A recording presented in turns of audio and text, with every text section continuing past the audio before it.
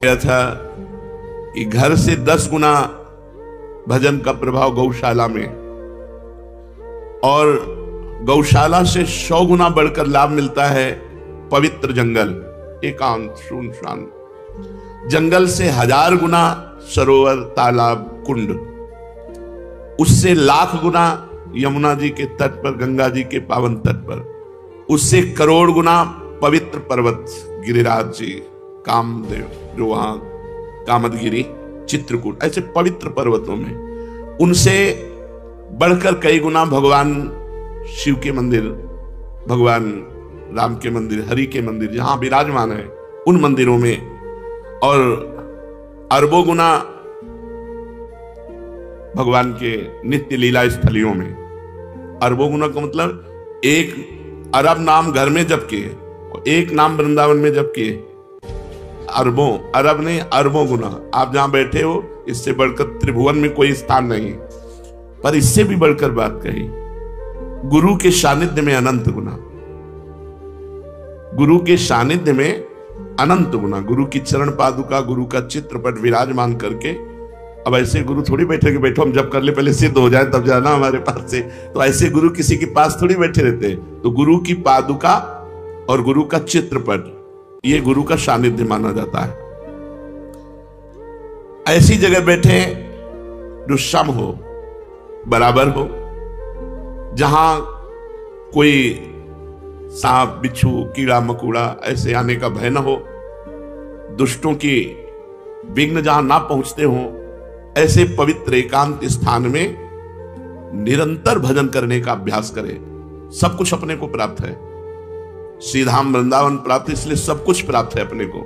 अब नाम और मंत्र निरंतर चले, इसके लिए साधक को भोजन सुधारना होगा। जो चले उनकी बातें कर रहे हैं, जो चले तो प्रयत्न क्या होना चाहिए, ऐसे पवित्र स्थानों में मंत्र नाम सिद्ध करने का उपाय करना चाहिए। नाम और मंत्र निरंतर हमारे हृदय में चले, उसके लिए भोजन सुधार होना चाहिए। भोजन से रस बनता है और वही रस शरीर प्राणों को पोषित करके मन का निर्माण करता है। जैसा अन्न वैसा मन, मन का निर्माण करता है।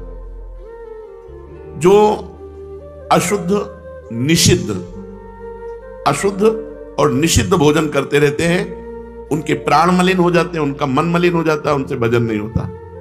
भगवत प्राप्ति के लिए शरीर में उछाहलीपन, चैतन्यता, प्राण क्षोभ रहित और मन ग्लानि रहित, तब भजन होता है। जिस समय हम अपवित्र भोजन करते हैं तो चित्त में मल और विक्षेप धारण हो जाता है।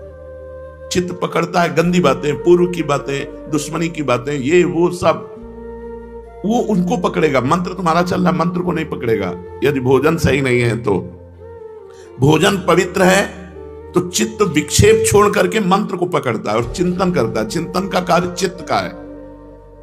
अन्न का सबसे बड़ा प्रभाव भजन में पड़ता है। भोजन में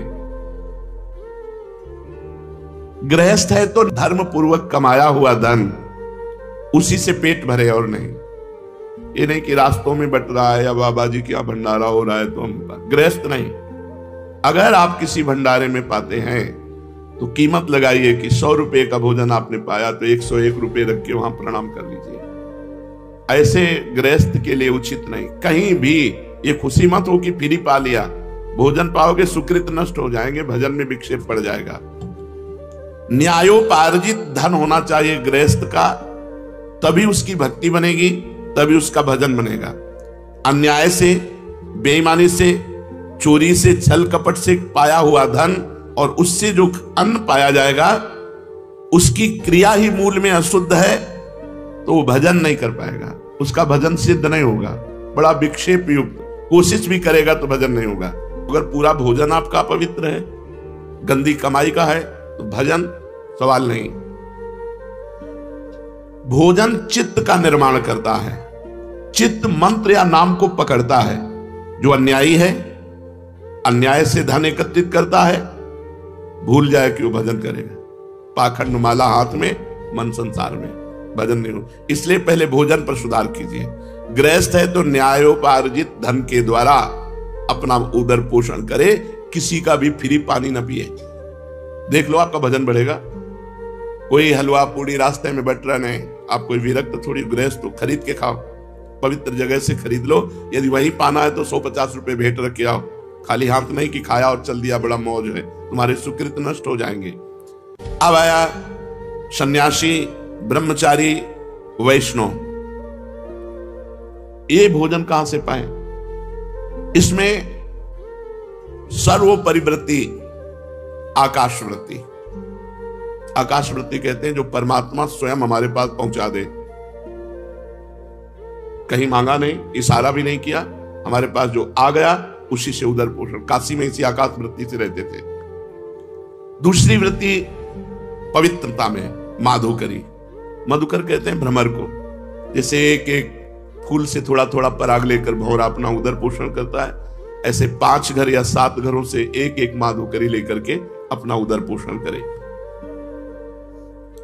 श्वान वृत्ति कभी स्वीकार न करें। धनी पुरुषों की चाटुकारिता करके अपनी व्यवस्था करा लेना, श्वान वृत्ति कभी नहीं। सिंह वृत्ति कभी धारण न करे, अपनी तपस्या का रुआब, अपना चमत्कार दिखा करके भरण पोषण नहीं। आकाश वृत्ति, मधुकर वृत्ति, मधुकरी वृत्ति, और सबसे महान है अजगर वृत्ति। आकाश वृत्ति में तो हम व्यवस्था करेंगे, हमारे पास 100 रुपये आ गए तो हम गेहूं लाएंगे, चावल लाएंगे, दाल लाएंगे, तब व्यवस्था। वो ये भी नहीं करेगा, बना बनाया मुंह के सामने आ गया तो खा लिया नहीं। अजगर वृत्ति, इन वृत्तियों को धारण करें। जो सन्यासी वैरागी हैं, भगवत मार्ग के पथिक हैं, अगर वो किसी आश्रम में पाते हैं तो पूरी पसीना निकालने वाली सेवा होनी चाहिए। 4-6 घंटे की सेवा की। नारायण स्वामी जी जब वृंदावन वास कर रहे थे तो 8 घंटे लेवरी करने के बाद कह देते मुझे 4 रोटी दे दो बस। 8 घंटे मेहनत करते और 4 रोटी लेते, खूब भजन करते। ये मत समझो कि आप भजनानंदी हो, बढ़िया कपड़ा, बढ़िया जूता, बढ़िया भोजन, ये फ्री है। ऐसे भजन नहीं होता। झाड़ू लगाओ, पोछा लगाओ, 2-4-6 घंटे खूब मेहनत करी और फिर उधर पोषण किया और रात दिन भजन में लगे, तब तुम्हारा भजन बढ़ेगा और सुरक्षित रहेगा। नहीं तो माधुकरी पाओ और यमुना किनारे पड़े रहो, वहीं मांगो, खाओ, यमुना जी के पावन तट पर रहो, कोई सेवा मत करो। ये तुम्हारा भजन भले बन जाए, वो भी गुरु आज्ञा से, मनमानी आचरणों से तो वो भी नहीं। जो भोजन पवित्र नहीं पाता उसमें आलस्य, प्रमाद और भोग कामना, ये 3 बातें रहती हैं। पड़े रहना, अरे हम नहीं कर पाएंगे सेवा, थोड़ी सेवा है वो भी उतनी जगह अपवित्र पड़ी, पोछा नहीं लगाया। प्रमाद, भोगों का चिंतन, ये खा ले, ये भोग ले, वो भोग ले, भजन नहीं। और चाहे गृहस्थ हो या विरक्त, भोजन आधा पेट अगर भजन करना। जब भजन में मन लगेगा तो भोजन में रुचि नहीं होती। भजन का बल होता है कि ऐसा नहीं होगा कि म्यों म्यों ऐसे 8-8 दिन भोजन नहीं मिला, गंगा जल केवल पी के, कभी हमको महसूस नहीं हुआ ऐसा। आहार दबा दबा करके करोगे तो भजन थोड़ी होगा।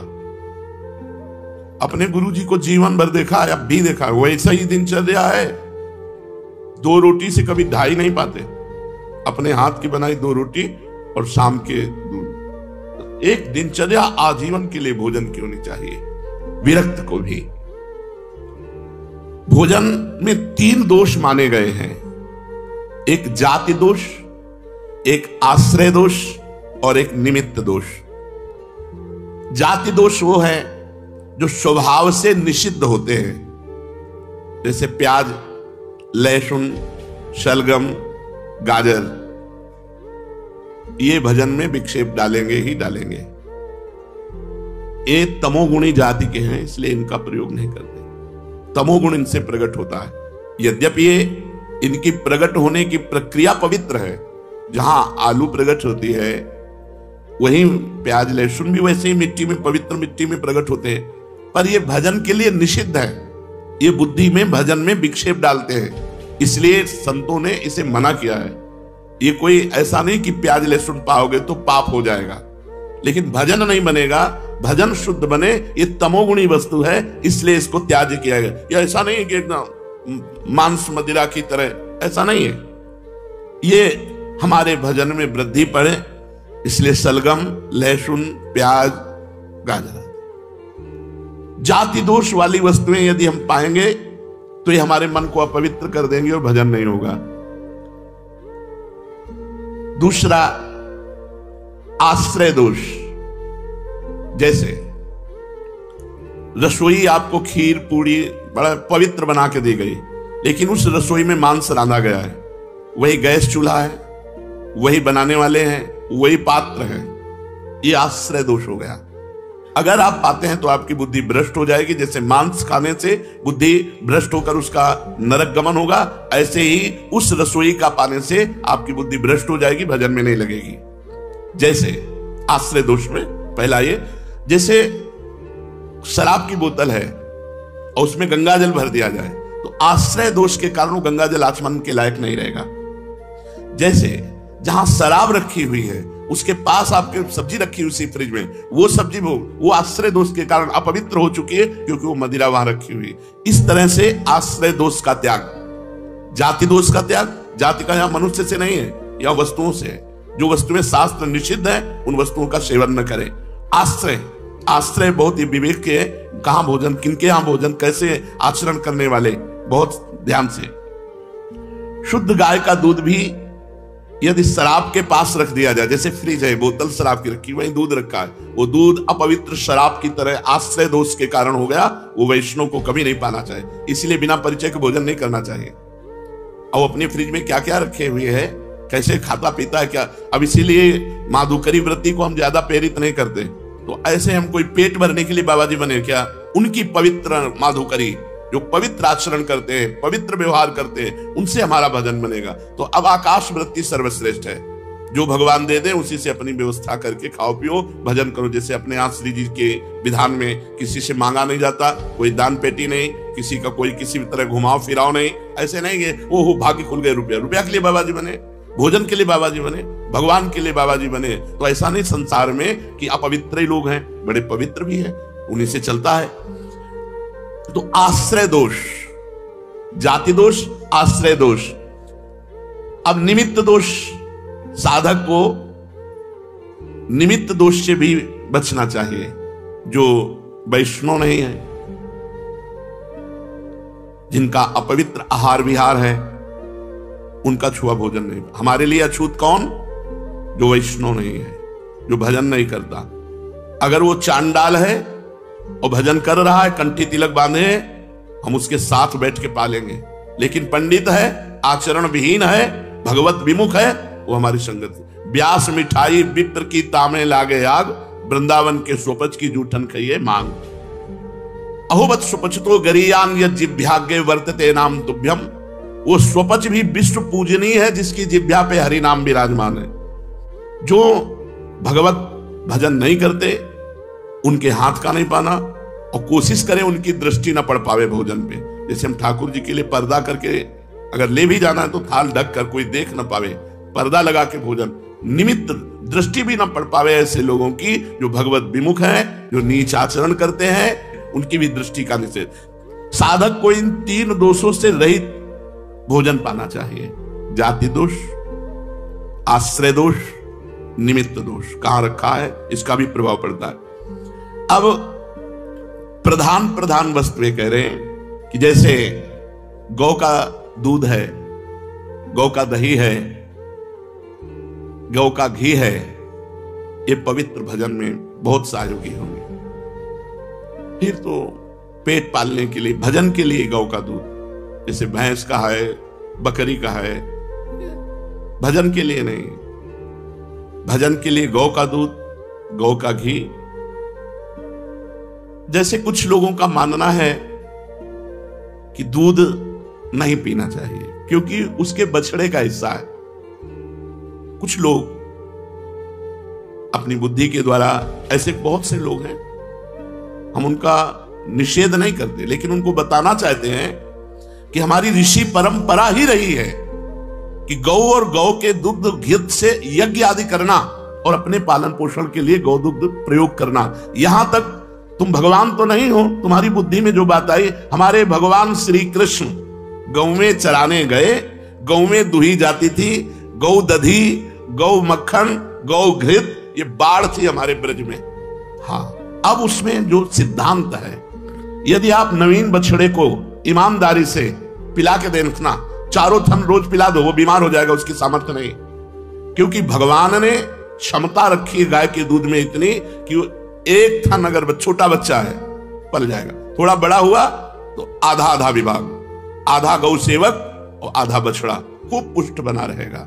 ये शुरू से परंपरा रही है हमारे शास्त्रों में, स्वयं भगवान ने की ये बात, लेकिन हमारे शास्त्रों में रहा है। बहुत से ब्रह्म ऋषि तो गौ दुग्ध पान करके केवल रहते थे।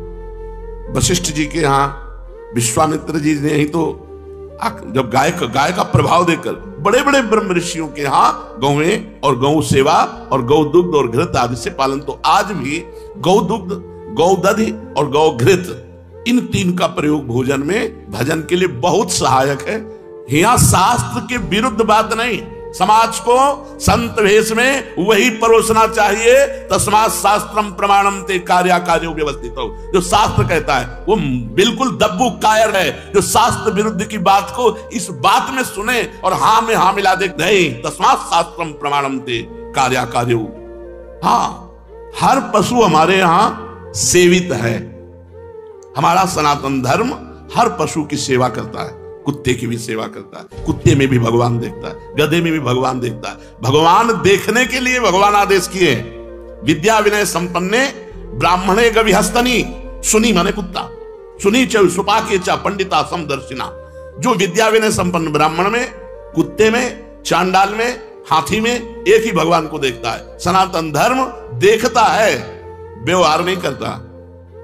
व्यवहार एक जैसा जो करे वो मूर्ख, और जो व्यवहार नहीं दर्शन एक जैसा करे वो पंडिता समदर्शिना। पंडित वही जो सब में भगवान को देखे, सब में, लेकिन व्यवहार तस्मात् शास्त्रम प्रमाणम ते कार्याकार्यो व्यवस्थित हो। भजन में दूध ना मिले तो भला, लेकिन अन्य पशु का दुग्ध बाधक है।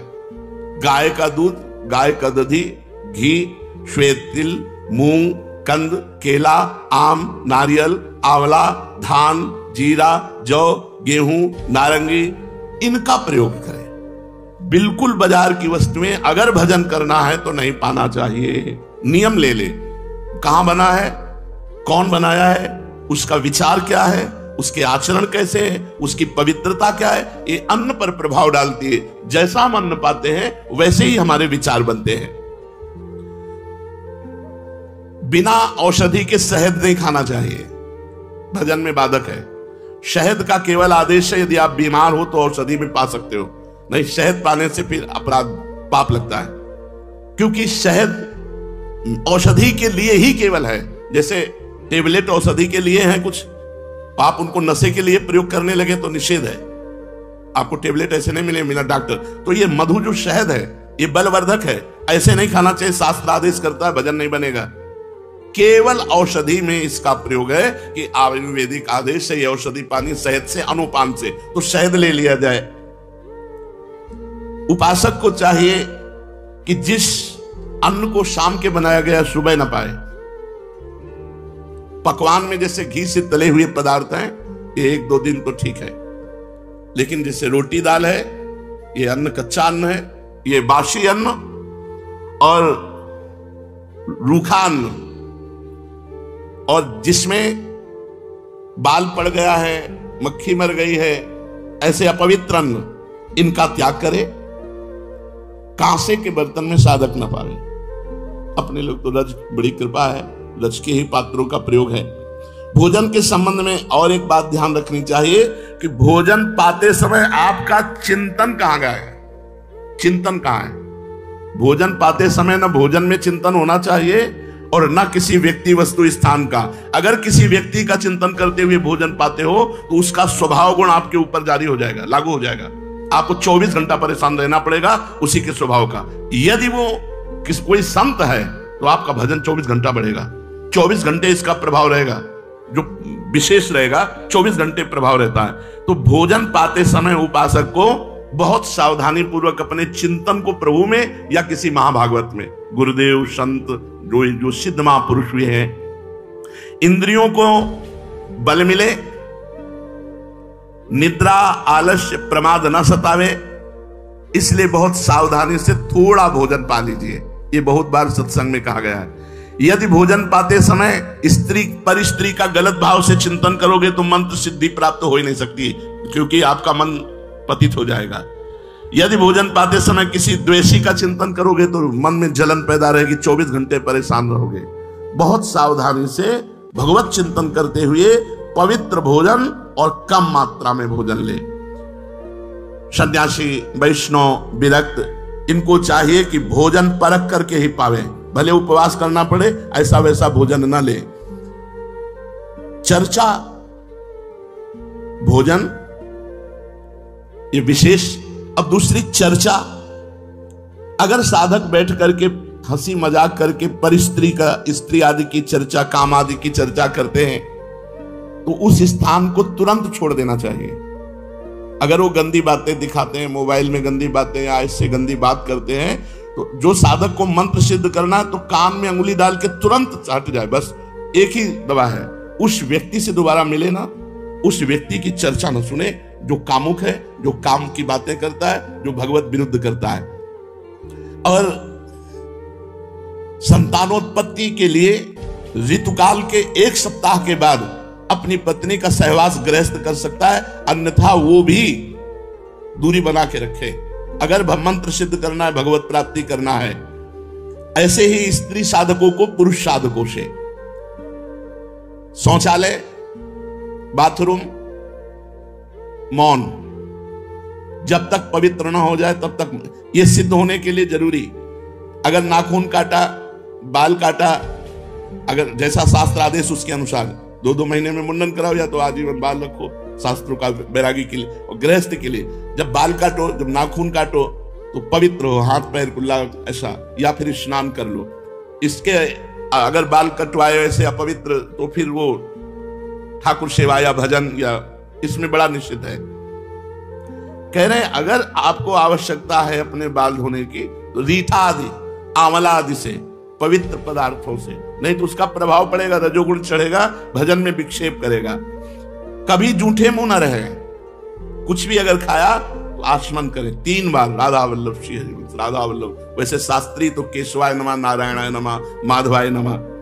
और हो सके तो 3 समय स्नान करे, नहीं तो 2 काल तो करे ही, प्रातः और सायं। ऐसा नहीं कि आपको शौच नहीं लगती तो आप स्नान न करें, प्रातः और सायं 2 स्नान तो होने चाहिए। वैसे 3 स्नान, त्रिकाल स्नान की बात है। अपने इष्ट देव जी की पूजा करके ही भोग प्रसाद पावे। जो इष्ट देव विराजमान है पहले उनको भोग लगा के पूजा करके ही प्रसाद पावे। तो हो सके तो धामवासी भूमि शयन, 2 बार या 3 बार स्नान, आजीवन ब्रह्मचर्य या संतानोत्पत्ति के लिए मासिक धर्म के 1 सप्ताह की पवित्रता के बाद सहवास, मौन, गुरु सेवन, पाप कर्म का परित्याग, नित्य ठाकुर सेवा, नित्य दूसरों को सुख पहुंचाने की सेवा, नित्य भगवत स्तुति, नित्य नियम पूर्वक नाम जप। अगर इन नियमों का पालन करेगा तो ये मार्ग जो है वो सिद्धावस्था तक पहुंच जाओगे। हम त्यागता है रसेंद्री, सबसे बलवान इंद्री, ये बिगड़ गई तो सब इंद्रियां बिगड़ गई। वो रूखा सूखा खाकर खूब भजन करता है, जहां जैसे वास की व्यवस्था हो गई, संतुष्ट है उसी में, संतुष्ट आये न केनवा। ये स्थिति निश्चित प्रिया प्रीतम के कृपा पात्र में ही आती है, ये अहंकारी में तो आ ही नहीं सकती। ये जो शरणागत हैं प्रिया प्रीतम के, उन्हीं में ये दिव्यता आती है।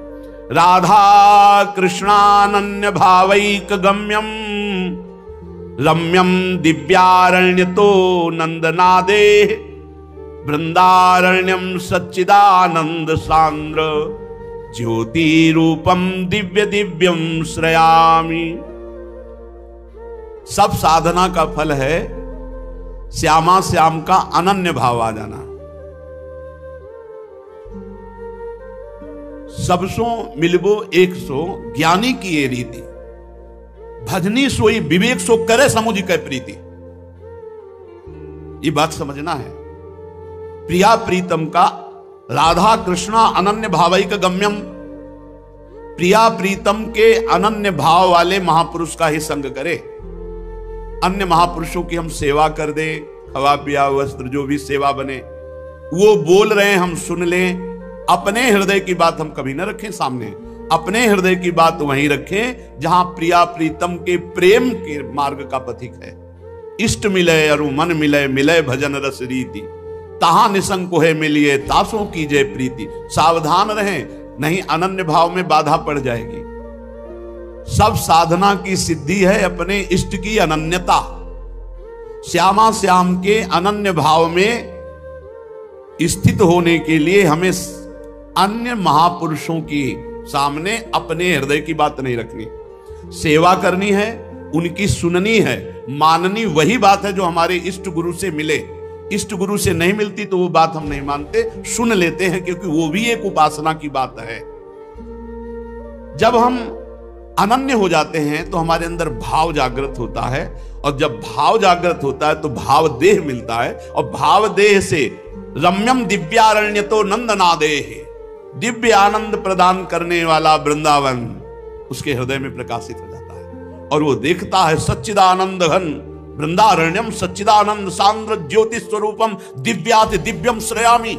ओह, दिव्याति दिव्य सच्चिदानंद बपू प्रिया प्रीतम सच्चिदानंद वृंदावन में, और अपने आप को भी देखता है सच्चिदानंद प्रिया प्रीतम के समीप भाव देह से। मानो एक तारतम्य श्लोक का है, जो लीला चरित्रों का गायन करते हुए रुदन करता है, जो लीला चरित्रों का चिंतन करता है, जो संग से भुजंग के समान बचता है, जो मित आहारी शुष्क या जैसा भी मिल जाए थोड़ा पदार्थ पा करके जैसे भी वास की व्यवस्था हो जीवन यापन करता है, श्यामा श्याम का अनन्य है, उसके अंदर भाव जागृत होता है, और भाव जहां जागृत हुआ तो अपना देह भाव मिटा, सहचरी भाव में स्थिति, तो दिव्य वृंदावन सच्चिदानंद प्रिया प्रीतम। और कह रहे दिव्याति दिव्यम, जो प्रिया प्रीतम की सेवा का सुख है उससे बढ़कर कोई सुख नहीं। सोचो, जिनके दर्शन मात्र के लिए कहा गया है प्यारोडुम क्षमते न यच्छु शुकादि नाम तो ध्यानगम, उनको हमें स्नान कराने का सौभाग्य मिलेगा, उनको श्रृंगार कर, कैसा रूप कैसा सौंदर्य, यहां मोक्ष सुख भी कड़ुआ लगता है। इसलिए खूब लीला चरित्रों का गायन करो, संग से बचो, किसी भी संत महात्मा की सेवा करने का सौभाग्य प्राप्त हो, खूब सेवा करो, उसके उपदेश सुनो, पर चलो अपने मार्ग में। अपने मार्ग से एक भी कोई ऐसा राई के सम भी शब्द ना स्वीकार करो जो मार्ग से अलग कर दे। राई के सम चलत ही होत और की ओर। इसीलिए इष्ट मिले और मन मिले, मिले भजन रस रीति, तहां निसंग है मिलिए, तासो कीजिए प्रीति। नहीं तो चुप रहो, ये वाणी जी, ये मंत्र जी, ये नाम, सब आपको मार्ग आगे से आगे दिखाते चले जाएंगे। सब जगह मिलना कोई सत्संग ही नहीं है, हमारे मार्ग में बाधा भी हो सकती है। इसलिए बहुत करे समुझ के प्रीति, करे समुझ के प्रीति, भजनी सोई विवेक सो, करे समुझ के प्रीति। नित्य बिहार वृंदावन प्रेम रस का उपासक समझ कर संग करे, नहीं तो बाधा पड़ जाएगी।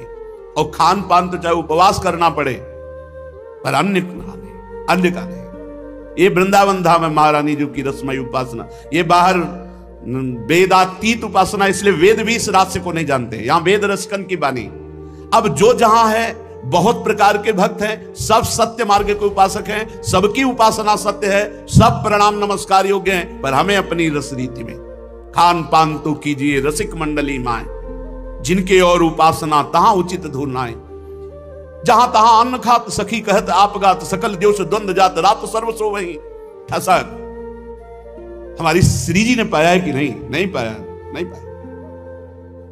जैसे पतिव्रता अपने पति का ही जूठन पाती है, पतिव्रता अपने पति के ही चरणों का स्पर्श करती है, अन्य का नहीं। तो ये हरिवंश पतिव्रत है, जिनके सुख संपत्ति दंपति जो तिनके। ये हमारा पातिव्रत धर्म की तरह युगल सरकार की उपासना में राधा चरण प्रधान, ये उपासना, श्री राधा जुग चरण निवास, ये उपासना युगल प्रेम का ये निज महल है, और निज सहचरियों के द्वारा ही इस रहस्य को जाना जा सकता है। बाहर बड़े बड़े विद्वान भी इस रहस्य को नहीं जान सकते। जब अपनी ठसक आ जाती है तो कोई ठसक वाला ही समझ सकता है, अन्यथा बुद्धि से शास्त्रों का स्वाध्याय करने वाला इस रहस्य को नहीं समझ सकता। इसीलिए भगवत रसिक जी को लिखना पड़ा, भगवत रसिक रसिक की बातें रसिक बिना को समझ सके ना, रसिक बिना को। ये हमें बहुत बड़ा सौभाग्य मिला है कि हमें वृंदावन धाम में प्रिया प्रीतम की रसमयी उपासना, राधाचरण प्रधान उपासना करने का सौभाग्य। देखो स्वामी श्री हरिदास जी महाराज कह रहे हैं, श्री हरिदास के स्वामी श्यामा कुंज बिहारी रीझ रीझ पायन परत, सखियों की आराध्य भगवत ऋषि जी कह रहे इष्ट श्यामा महारानी, जुगल किशोर उपासना में प्रधानता इष्ट श्यामा महारानी। हरिवंश महाप्रभु मेरे प्राणनाथ श्री श्यामा शपथ करो तृण छे। श्रीमद सुधा दीदी में कह रहे तद भावोत्सवता परम भवत में तत्प्राणनाथे रति मम प्राणनाथे तत्प्राणनाथे रति। आपके प्राणनाथ श्याम सुंदर में मेरी रति प्रिया जो इसलिए हो कि वो आपके भावोत्सव के लिए, आपके सुख के लिए, लेकिन मम प्राणनाथ मेरे प्राणनाथ श्री श्यामा। ये आपको वेदातीत उपासना इसलिए वेद में भी नहीं मिलेगा और कहीं किसी उपासना में जो प्रियाजू के चरणों के सानिध्य में निरंतर रहती उन सहचरियों का जिन्होंने आश्रय लिया है, उन्हीं में ये भाव मिलेगा, अन्यथा ये भाव बड़ा गूढ़ है। न देवैर ब्रह्मादेर न खलु हरि भक्तैर न सुहृदा। इसीलिए इष्ट मिले और मन मिले।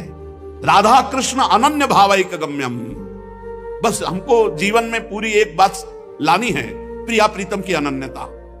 अब इस अनन्यता में मृदुलता रहे, कर्कशता नहीं। ध्यान रखना, इस अनन्यता को यदि कठोरता में परिवर्तित कर दिया या वर्णन करने लगे या आचरण में उतार लिए, वर्णन करने का मतलब अन्य की अवहेलना नहीं है, बहुत सुलझना है। अवहेलना तो घोर पापी की भी नहीं है। ये क्रूरापि पापिनो न च सताम संभाष्य दृश्यास्य सर्वान्वस्ततया निरीक्ष परम स्वाराध्य बुद्धिर्मम। मेरे राधा वल्लभ लाल ही सब में विराजमान है। अवहेलना किसी की नहीं, पर हृदय की अनन्य निष्ठा में कोई फर्क नहीं। अगर अवहेलना किया तो अनन्यता कठोरता में आ गई। वाणी से आप अगर तो फिर हुआ वर्णन होने लगा कठोरता का, अनन्यता का नहीं। कट्टरता नहीं, सरसता है। कट्टरता नहीं है, सरसता है। हमारी उपासना की स्थिति राधा चरणारविंद में, सहचरी भाव की सिद्धि ही होती है प्रिया चरणारविंद से। और इससे रसदात्री प्रियाजू के चरणारविंद की प्रियता देख करके रस सिंधु रसघन मोहन मूर्तिम लालजू अपार प्रेम करते हैं राधा दासियों से। ये बाहर के क्या जाने। और हम अपार प्रेम करते हैं लालजू से, क्यों? क्योंकि हमारी लाडली जू के सुख हैं। हमारी लाडली जू क्या कह रही? मुको तो भावती ठोर प्यारे के नयनन में। श्यामाजू क्या कह रहे? मेरे तन मन प्राण हूं ते प्रीतम प्रिय। तो हम उनकी दासी है, तो मेरी स्वामिनी के तन मन प्राण हूं ते प्रीतम प्रिय, तो हम उनको कितना प्यार करेंगे, करोड़ों प्राणों से बढ़कर। पर किसके लिए? श्यामाजू के लिए। ये भाव बैठा लो अंदर। वृंदावन नित्य विहार रस उपासना का एकांतिक भाव, राधा कृष्ण अनन्य भावैक गम्यम रम्यम। आप सोचो, जिन भगवान श्री कृष्ण के एक बार जरा सा भी दर्शन हो जाए तो बड़े बड़े दिव्यात्मा महात्मा बावरे बन जाते हैं। श्री सुखदेव जी को तो पहले श्लोक के द्वारा भावनात्मक दर्शन हुए। ऐसा थोड़ी कि भगवान सामने प्रकट हो गए, नहीं। जब गाया बरहा पीडम नटवर बपुः कर्णयो कर्णिकारम विभ्रदवासा कनक कपिसम वैदयंतीम चमालाम रंध्रान वेणो रधर सुधया पूरयन गोप वृंदै वृंदारण्यम स्वपद गमनम प्राविशद गीत कीर्ति। इतने सिद्ध महापुरुष की वो शब्द जब श्रवणेन्द्री में गया तो सामने वही नटवर बपु 18,000 श्लोक कंठस्थ किए जाकर के भगवान की लीला रस से भरी हुई श्रीमद् भागवत महापुराण की रूप शब्द के द्वारा गया तो परमहंस शिरोमणि सुखदेव जी आसक्त हो गए। अब आप विचार करो, ये नटवर बपु रूप है जो वृंदावन में, और वो युगल रूप जो नवनिभृत निकुंज वृंदावन में गलबहियां दिए हुए हैं, वो रूप जिनके निकस कुंज ठाढ़े भये भुजा परस्पर हंस श्री राधा वल्लभ मुख कमल निरख नयन हरिवंश। क्या दशा होगी उस उपासक की, क्या दशा होगी। और वो उपासक जो इन्हीं रूपों को स्नान कराता है, श्रृंगार कराता है, भोग पवाता है, चिदानंद बपू, और मुस्कुरा रहे हैं, बात कर रहे हैं, खेल रहे हैं, रात दिन उनके साथ रहना, इस सौभाग्य को कोई नहीं जान पाएगा। ये रहस्य है।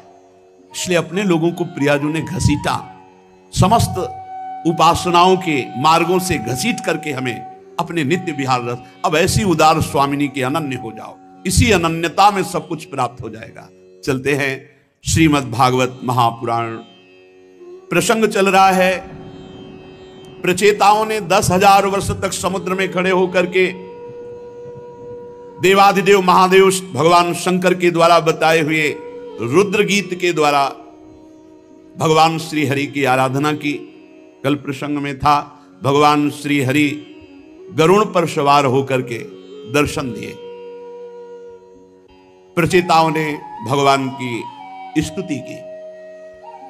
संपूर्ण स्तुति हो जाने के बाद भगवान ने कहा, वरदान मांगो, मेरा दर्शन कभी निष्फल नहीं जाता। सुन उनका, प्रभु आपसे कोई विषय पदार्थ मांगे वो तो ऐसा ही जैसे चक्रवर्ती सम्राट से कोई भूसी मांग ले या कन मांग ले, टूटे हुए चावल के भूसी कन मांग ले सम्राट से, ऐसे ही आपसे कोई त्रिभुवन का भोग मांगे तो ऐसे ही वो मूर्खता होगी जो आपसे भोग मांगे। नाथ, हम तो आपसे मांगते हैं, क्या मांगते हैं?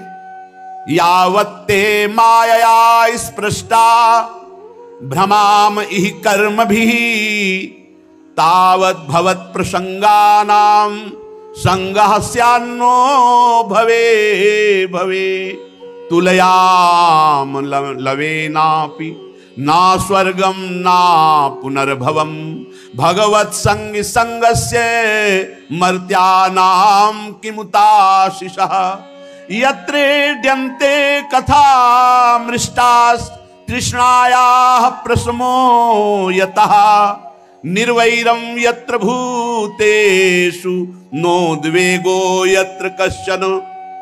हे प्रभु, आपकी आज्ञा है कि आप वरदान मांगो, तो मैं आपसे यही वरदान मांगता हूं कि अपने कर्मानुसार, हम आपसे अपने कर्मों को नष्ट नहीं कराना चाहते, अपने कर्मानुसार संसार में जब जब जन्मूं तब तब हमें आपके प्रेमी भक्तों का संग प्राप्त हो।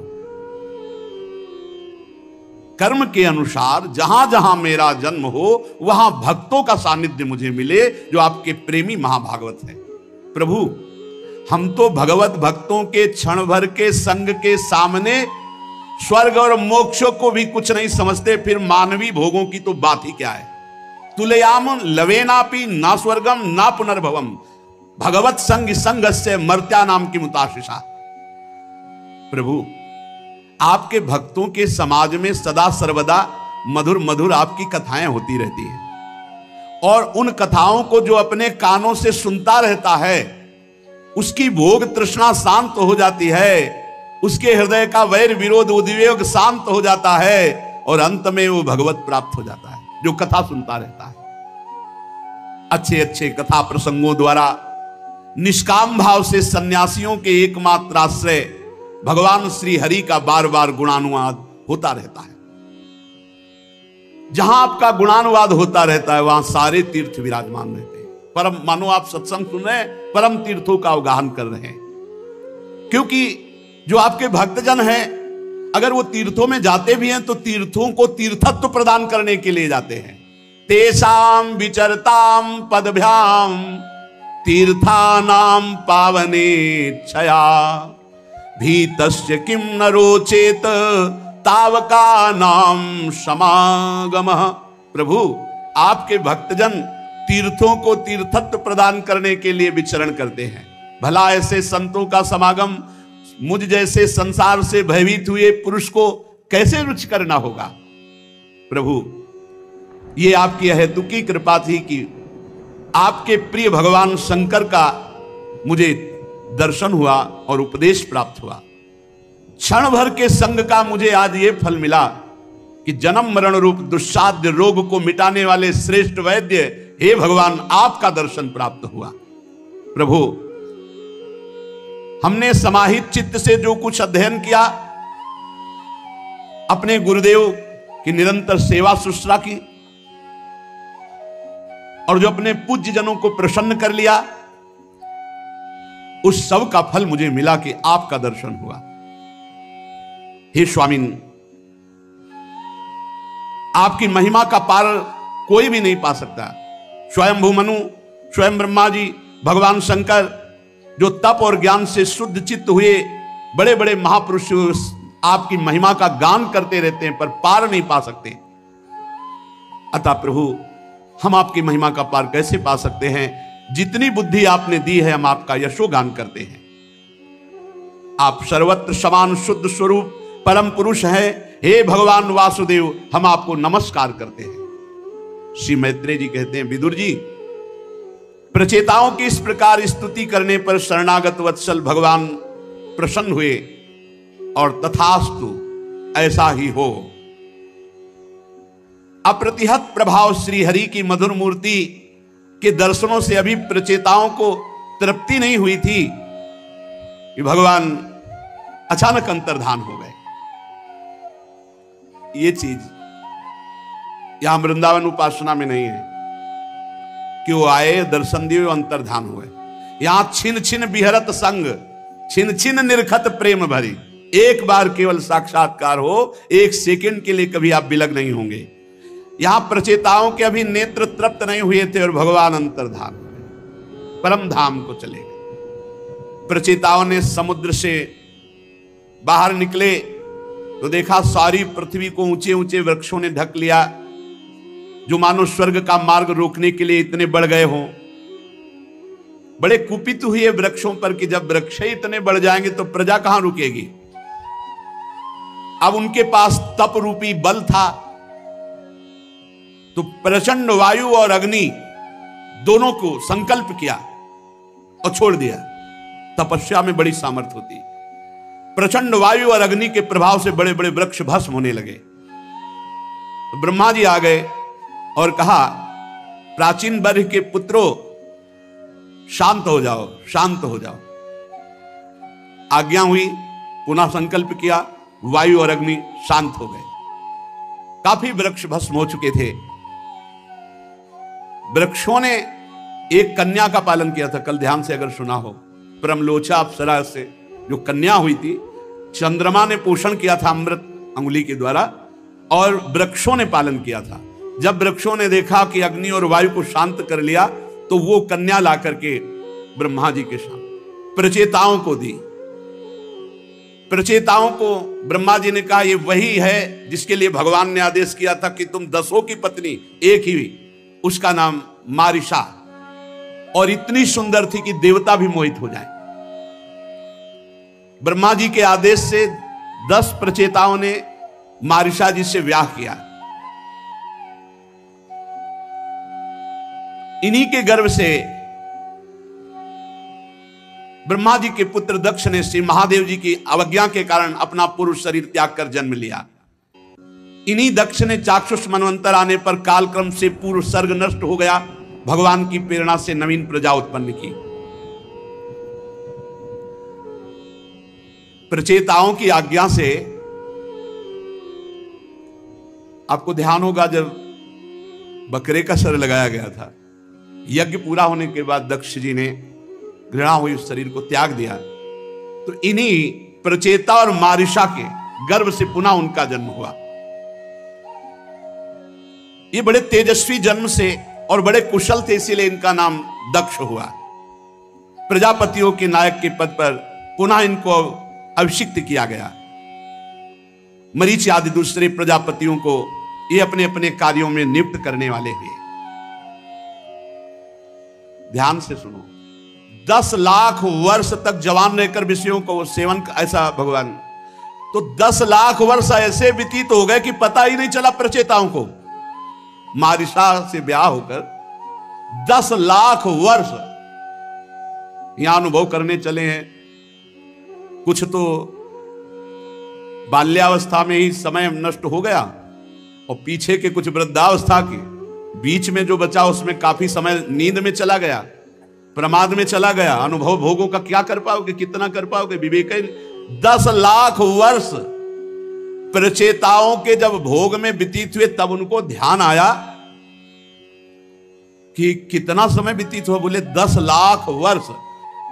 तुरंत पहले का भजन था ना, मारिशा को, पुत्रों को, सब सुख सामग्री को त्यागा और घर से निकल पड़े। पश्चिम दिशा में समुद्र के तट पर जहां जाजली मुनि ने सिद्धि प्राप्त की थी, वहां पहुंचकर साधना प्रारंभ की। पूर्वा अभ्यास, इसीलिए पूर्व में भजन तो अंत में भी भजन। उनको थोड़े ही दिनों में यह ज्ञान हो गया कि मैं आत्मस्वरूप हूं। आत्मविचार ब्रह्म शत्र में स्थित हो गए। यह सबसे बड़ी ज्ञान यज्ञ है। मैं आत्मस्वरूप हूं, मैं स्थूल शरीर नहीं हूं, सूक्ष्म शरीर नहीं हूं, मैं कारण शरीर नहीं हूं। उन्होंने प्राण मन वाणी दृष्टि को वश में किया। शरीर को निश्चेष्ट स्थिर सीधा रखते हुए आसन को जीतकर विशुद्ध पर ब्रह्म में स्थित ब्रह्माकार वृत्ति, जहां ब्रह्माकार वृत्ति में स्थित थे, उसी समय देखा गुरुदेव सामने विराजमान देवर्षि नारद जी। नारद जी को आया देख करके प्रचेतागण खड़े हो गए, प्रणाम किया, देश काल के अनुसार पूजा की। आसन में नारद जी बैठ गए। तब नारद जी ने कहा, प्रचेताओ, इस लोक में तुम धन्य हो। ये भगवान का साक्षात्कार और ब्रह्मबोध दोनों है प्रचेताओं को। नारद जी ने कहा, तज्जन्मतानि कर्माणि तदायुस्तन्मनो वचः नृणाम ये नेह विश्वात्मा सेव्यते हरिरीश्वरः। इस मृत्यु लोक में तुम धन्य हो, क्योंकि उसी का जीवन धन्य है जिसका जन्म, जिसका कर्म, जिसका आयु, जिसका मन भगवान श्री हरि में लग गया है। मनुष्य लोक में तुम धन्य हो, क्योंकि मनुष्य लोक में वही जन्म धन्य, वही कर्म धन्य, वही आयु धन्य, वही मन धन्य, वही वाणी धन्य, जो भगवान के सेवन में, भगवान के भजन में वो समय धन्य, वो वाणी धन्य, वो जीवन धन्य, वो जन्म धन्य।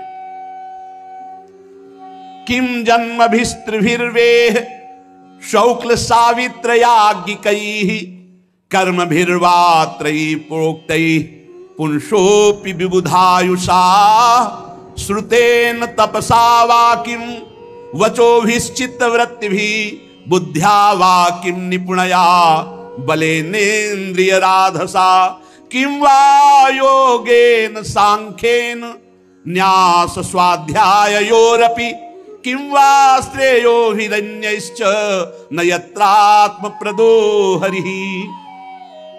जिनके द्वारा अपने स्वरूप का साक्षात्कार होता है, यदि उन श्री हरि का भजन न किया गया, इस जन्म में श्री हरि को ना प्राप्त किया गया, तो माता पिता की पवित्रता से क्या, यज्ञोपवीत संस्कार, यज्ञ दीक्षा, इन श्रेष्ठ जन्मों से क्या, वेदोक्त कर्मों से क्या, देवताओं के समान दीर्घ आयु से क्या, संपूर्ण शास्त्र के ज्ञान से क्या, तपस्या से क्या, वाणी की चतुराई से क्या, स्मरण शक्ति से क्या, तीव्र बुद्धि से क्या, बल से क्या, इंद्रियों की पटुता से, योग से, आत्मा अनात्मा के विवेक से, संन्यास से, वेदाध्ययन से, व्रत से, वैराग्य से क्या।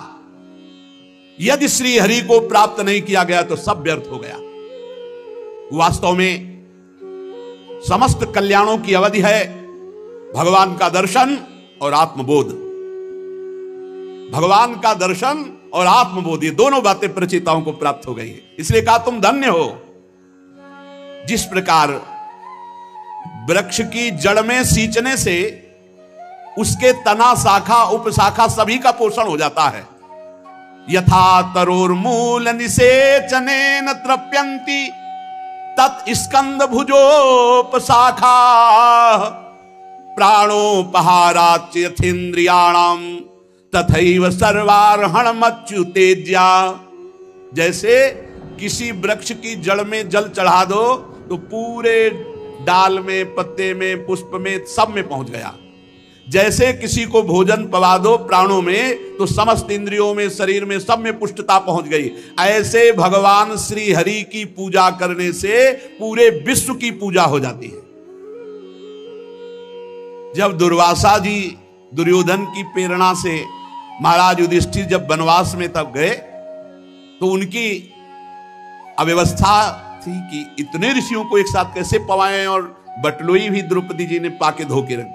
भगवान ने एक सीत जब निकाला पाया तो पूरा विश्व तृप्त हो गया। कह रहे श्री हरि की पूजा मात्र से संपूर्ण विश्व की पूजा हो जाती है। जैसे किसी वृक्ष के मूल में जड़ में पानी लगाओ तो पूरा डाल पत्ता सब में हो जाती है। ये सारा चराचर जगत भगवान श्री हरि में प्रकट हुआ है, श्री हरि में वास कर रहा है और श्री हरि में ही लय कर जाएगा। ये विश्व रूप भगवान ही हैं, बस यही जानना है। जैसे सूर्य की प्रभा सूर्य से भिन्न नहीं है, ऐसे ये जगत भगवान से भिन्न नहीं है, भगवान ही बने।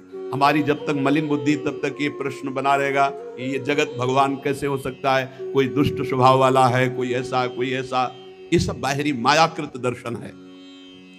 बादल, अंधकार और प्रकाश ये आकाश से प्रकट होते हैं, आकाश में रहते हैं और आकाश में लीन हो जाते हैं, पर तीनों से आकाश परे है। इसी प्रकार सतोगुण, रजोगुण, तमोगुण ये भगवान से प्रकट होते हैं और भगवान में ही लीन हो जाते हैं। इनका प्रवाह भगवान से ही चलता है, पर भगवान इन सबसे परे हैं, जैसे आकाश। अतः ब्रह्मादि समस्त लोकपालों के ईश्वर भगवान श्री हरि अपनी आत्मा है। ऐसा जो मानता है वो गुणों के प्रवाह से मुक्त होकर जीवन मुक्त महापुरुष हो जाता है। देखो सेवक जी अनुभव कर रहे हैं, बड़े रसिक महापुरुष है। कौन है आत्मा? बोले आत्मा हरिवंश प्रगट परमानंद, परमानंद स्वरूप हरिवंश ही हमारी आत्मा है। यहां कह रहे हैं श्री देवर्षि नारद जी, सर्वलोकपालों के अधीश्वर श्री हरि को अपनी आत्मा के रूप में जो अनुभव करता है वो जीवन मुक्त महापुरुष हो जाता है। वो गुण प्रवाह संसार का मानो संहार कर डाला, उसके लिए संसार है ही नहीं। भक्तवत्सल भगवान जीवों पर दया करने से बहुत प्रसन्न होते हैं। तीन बातें महाप्रभु चैतन्य देव जी ने सनातन जी को उपदेश करी। जीवे दया, नामे रुचि, वैष्णव सेवा। अगर नाम जब चल रहा है, सबके प्रति दया का भाव है और साधु महात्मा वैष्णवों की सेवा का भाव, बोले इससे बढ़कर कोई उपदेश नहीं। नामे रुचि, जीवे दया, वैष्णव सेवा, इससे बढ़कर कोई। यहां भी कह रहे हैं देवर्षि नारद जी कि भक्तवत्सल भगवान दया सर्वभूतेषु संतुष्ट्या एन केनवा सर्वेन्द्रियोपशांत्या च तुष्यत्यासु जनार्दनः। भगवान उसके ऊपर बहुत जल्दी प्रसन्न हो जाते हैं जो किसी से लड़ाई झगड़ा नहीं करता, छल कपट नहीं करता, निंदा स्तुति नहीं करता। बड़ा प्यार में जीवन भक्त का होता है, सबसे प्यार में जीवन। सब जीवों पर दया, दया सर्वभूतेषु और संतुष्ट्या एन केनवा, ये बहुत बड़ी बात है। हर स्थिति में प्रसन्न रहोया, हर स्थिति में, काहे को जलो काहे को, संतुष्ट आयन केनवा। हर स्थिति में जैसी भी परिस्थिति है उसमें राजी रहो। जोई जोई प्यारो करे सोई मोई भावे, काहे को असंतुष्ट होते हो। हर स्थिति में खान पान वास व्यवहार जैसी भी परिस्थिति भगवान ने मेरे योग्य दिया है, इसलिए हम राजी रहे। और सर्वेंद्रियोपशांत्या च, अपनी इंद्रियों को विषयों से निवृत्त करके शांत कर लिया तो भगवान जनार्दन इसी से प्रसन्न हो जाते। नाम जब चल रहा है, दूसरों पर दया का भाव है, किसी से कोई राग द्वेष नहीं, और इंद्रियों को विषयों से निवृत्त करके शांत कर लिया, वो भगवत प्राप्त महापुरुष। ये तीन ऐसणाएं हैं जो जीव को खाई की तरह गिरा लेती हैं, भगवत प्राप्ति नहीं होने देती। पुत्र ऐषणा, वित्त ऐषणा और लोक ऐषणा। अपहत सकलैषणा मलात्मन्य विरत मेधित भावनोपहूता, जिसने सकल ऐषणाओं से अपने को बचा लिया। पुत्र ऐषणा, कामिनी काम भोग। वित्त ऐषणा, रुपया पैसा सोना चांदी। लोक ऐषणा, नाम हो जाए, कीर्ति मान प्रतिष्ठा। ये वासनाएं हैं तीन प्रकार की जो जीव को नष्ट ही कर देती हैं आखिरी तक। बच वही पाता जो हरि गुरु शरणागत है और निरंतर सावधान नाम जापक है। जहां ये तीन ऐषणाएं निकली, कंचन कामिनी कीर्ति, तो अंतःकरण अपने आप शुद्ध हो गया। वो अंतःकरण शुद्ध हुआ तो वहीं भगवान विराजमान है, प्रकाशित हो जाते हैं। भक्ताधीनता को चरितार्थ करते हुए हृदयाकाश में ही भगवान प्रकाशित हो जाते हैं, जिनकी 3 ऐषणाएं नष्ट हो चुकी हैं, पुत्र ऐषणा, वित्त ऐषणा, लोक ऐषणा, कंचन कामिनी कीर्ति। प्रचेतागणों, भगवान तो अपने को जो सर्वस्व मानने वाला है उस पर न्यौछावर होते हैं। जो भगवान को सर्वस्व मानता है उसी पर भगवान अपना प्रेम न्यौछावर कर देते हैं। परम रसज्ञ, परम कृपालु, अकिंचनों की अनन्याश्रया अहेतु की भक्ति के वश हो जाते हैं। बहुत सुंदर। जो परम धन श्री भगवान को मानता है, आपके पास संपत्ति क्या है? बोले श्री जी दंपति संपत्ति पाई है। ये दिमाग में बैठ जाए, हमारी संपत्ति कौन? श्यामा श्याम। देवर्षि नारद जी कह रहे, प्रचेतागणों, जो भगवान को ही सर्वस्व मानता है ऐसे पर भगवान अपना प्रेम न्यौछावर कर देते। परम रसज्ञ, परम कृपालु भगवान अकिंचनों के परम धन है और अनन्याश्रया, अन्य आश्रय जिसका नहीं, ऐसों के अधीन हो जाते हैं, अधीन हो जाते हैं। जो लोग शास्त्र ज्ञान के अभिमान में, धन के अभिमान में, कुल और विद्वता के अभिमान में उन्मत्त होकर ऐसे निष्किंचन साधु जनों का तिरस्कार करते हैं, उन दुर्बुद्धियों की पूजा तो प्रभु कभी स्वीकार नहीं करते और उनकी दुर्गति होती है। होता है ऐसा होता है। जब अब शास्त्र के ज्ञान का अभिमान होता है और खूब वैभव होता है तो उनकी एक उन्मत्तता होती है। तो जो अकिंचन भगवद आश्रित जन हैं उनका वो अपमान करते हैं जाकर, क्यों मैं तर्क, लेकिन अगर मगर, ऐसे बहुत तरह से। जो ऐसे निष्किंचन भगवत प्रेमी महात्मा साधु जनों का तिरस्कार करते हैं, उन दुर्बुद्धियों की भगवान कभी पूजा स्वीकार नहीं करते। अगर उनको लगता हो कि मैं एकांत में भगवान की बड़ी पूजा करके प्रसन्न कर लूंगा और ऐसे भक्तों का अपमान कर दूंगा तो उनकी दुर्गति होती, भगवान उनकी पूजा स्वीकार नहीं करते। देवर्षि नारद जी कहते हैं भगवान किसी की पूजा की आकांक्षा नहीं रखते, वो स्वरूपानंद से परिपूर्ण है। अरे महालक्ष्मी उनके चरण चापती रहती है, वो बड़े बड़े देवता ब्रह्मादि स्तुति करते रहते हैं, उनकी परवाह नहीं करते। पर इतने पर भी उनके जो दीन अकिंचन भक्त हैं, ऐसे भगवान उनके अधीन रहते हैं। गोस्वामी श्री तुलसीदास जी महाराज कह रहे हैं, जो पे कृपा रघुपति कृपालु की, बैर और के कहा सरे। ध्यान दीजिएगा, होई न बाको बार भगत को, जो को कोटि उपाय करे।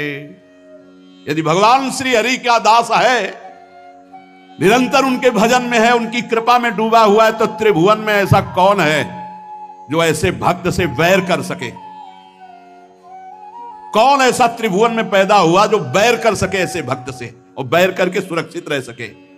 होई न बाको बार भगत को, जो को कोटि उपाय करे। करोड़ों उपाय करके देख ले, भक्त का बाल भी बांका नहीं हो सकता। क्यों? क्योंकि बहुत बड़े श्री हरि उनका वो दास है और निरंतर उनके चिंतन में है। तकै नीच जो